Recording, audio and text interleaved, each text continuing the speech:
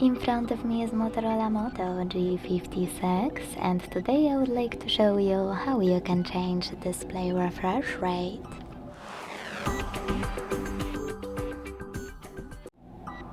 Begin by going into Devices Settings. Now tap on Display. Click on Display Refresh Rate and apply any of those options by clicking on the best one for you.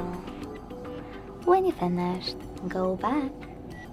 As you can see, after that, display refresh rate of my Motorola has changed. Thanks so much for watching. If you enjoyed this video, leave a like, comment and subscribe. Bye!